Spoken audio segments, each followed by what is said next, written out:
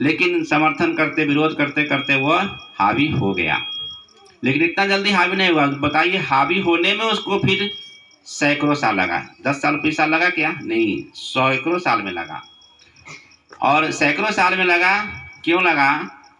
तो उसमें सबसे अहम भूमिका जाता है मैकाले का। अंग्रेज ईस्ट इंडिया कंपनी की स्थापना करने के बाद ये बहुत सारा दिमाग लगाते रहा कि भारत पर आधिपत्य जमाना है, क्योंकि भारत के अलावा और देशों पर भी अंग्रेजों का उपनिवेश था, मतलब और देशों पर भी अधिकार वो कर चुका था, लेकिन भारत पर अधिकार नहीं था, व्यापार ही कर रहा था। तो बहुत रिसर्चर, वहाँ के बहुत सारे बुद्धिजीवी, वहाँ के बहुत जो बड़े पद पर जो आसीन होते थे वो आते थे भारत में और सर्वे करते थे। काम भी हो रहा था, व्यापार भी हो रहा था और सर्वे भी करते रहते थे कि कैसे भारत को गुलाम बनाया जाए। तो उसमें लॉर्ड मैकाले साहब आए और उन्होंने भ्रमण किया भारत में। तो देखा जो यहाँ का शिक्षा पद्धति है, तो उन्होंने अपने उस कैबिनेट में बोला कि जब तक ले भारत की शिक्षा पद्धति जैसी चल रही है ये तोड़ा नहीं जाएगा, जब तक ले भारत को गुलाम नहीं किया जा सकता। क्योंकि शिक्षा पद्धति सब गुरुकुल परंपरा था। उस गुरुकुल परंपरा में एक गुरु सैकड़ों बच्चों को पढ़ाते थे। वो कैसे पढ़ाते थे? सीनियर जूनियर बच्चे होते थे, गुरुजी सीनियर बच्चों को पढ़ाते थे। वह बच्चे गुरुजी का जो संस्कार सीखते थे वह छोटे बच्चों को सिखाते थे। इस प्रकार एक गुरु बहुत सारे बच्चों को पढ़ाते थे। और पढ़ाई कैसा होता था कि जब हम युवा अवस्था में आ जाएं, मानो उस समय 4 आश्रम की व्यवस्था थी। पहला ब्रह्मचर्य आश्रम, दूसरा गृहस्थ आश्रम, तीसरा वानप्रस्थ आश्रम, चौथा संन्यास आश्रम।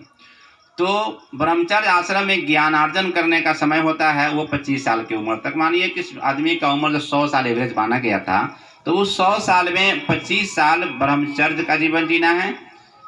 फिर 25 साल के बाद 25 से 50 साल गृहस्थ जीवन जीना है। 50 साल के बाद फिर वानप्रस्थ का जीवन जीना है। फिर उसके बाद संन्यास का जीवन जीना है। उनको ऐसी शिक्षा दी जाती थी कि अभी ज्ञान अर्जन करना है, और जब ज्ञान प्राप्त करके जब 20-25 साल के हो जाते थे तो गृहस्थ जीवन में प्रवेश करते थे। मतलब कि हम गृहस्थ जीवन में आएंगे तो अपने जीवन को कैसे संभालेंगे, अपने जीवन को कैसे सफल बनाएंगे, ऐसी शिक्षा दी जाती थी अपने पैरों पर खड़ा होने का। तो वही मैकाले ने कहा कि ऐसा शिक्षा पद्धति है कि इस शिक्षा पद्धति जब तक रहेगा तब तक भारत को गुलाम नहीं किया जा सकता, क्योंकि वो तो नौकरी करना जानता ही नहीं है।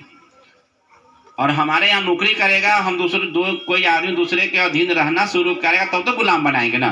वो सारे के सारे स्वतंत्र रहकर काम करते हैं, कोई किसी दूसरे का गुलाम रहकर काम नहीं करता है। सब आदमी अपना रोजगार करता है। गाँव में हर चीज हो जाता था, दवा बना कर बेच देते थे, कपड़ा बन जाता था, जूता बन जाता था, हर सामान एक गांव में ही एक दूसरे की आवश्यकता की पूर्ति लोग कर लेता था। कोई किसी पर विशेष रूप से आश्रित रहता नहीं था। वाला कि इस शिक्षा पद्धति को तोड़ा जाए तभी भारत को गुलाम बनाया जा सकता है। और वह गुरुकुल चलता था किस पर? जमींदारों से, राज दरबारों से। वहाँ पर वो गुरु को पैसा माने जो अनाज देते थे, खाने पीने की माने जो वहाँ पूर्ति करते थे। वहाँ अमीर के बच्चे ही पढ़ते थे, गरीब के बच्चे ही पढ़ लेते थे। तो वह जो कैबिनेट में पास हुआ कि इसके शिक्षा पद्धति को तोड़ा जाए। तो कैसे टूटेगा?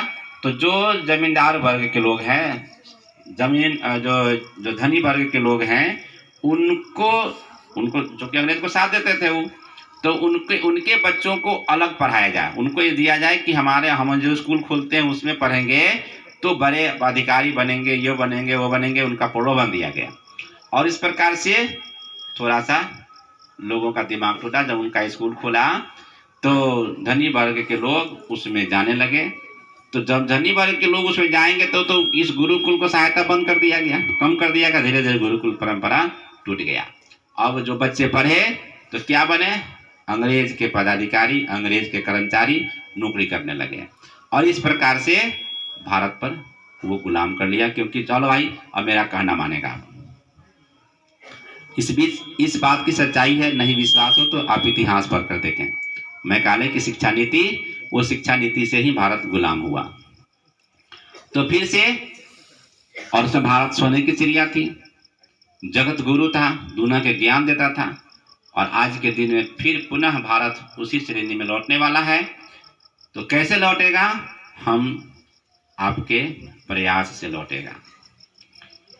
और संयोग से हम गुरु जी को बहुत बहुत धन्यवाद देते हैं कि हम जिस पेशा में थे, काम करते थे, हर आदमी जब ब्रह्मचार्य माने 20-25 साल की उम्र तक पढ़ाई करता है, पढ़ाई के बाद उसकी शादी विवाह होती है और उसके बाद वो जब अर्थोपार्जन करता है, अपने घर परिवार को चलाता है, तो वो समय मेरा भी आया।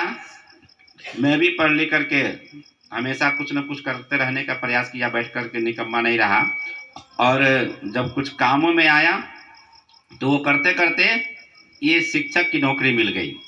जो शिक्षक का वैकेंसी है, गुरु जी की प्रेरणा रही होगी।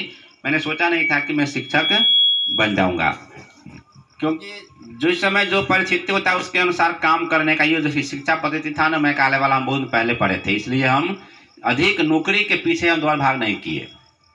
अपना खुद का मुकाम खड़ा करने का प्रयास मेरा शुरू से ही था, बचपन से ही था। लेकिन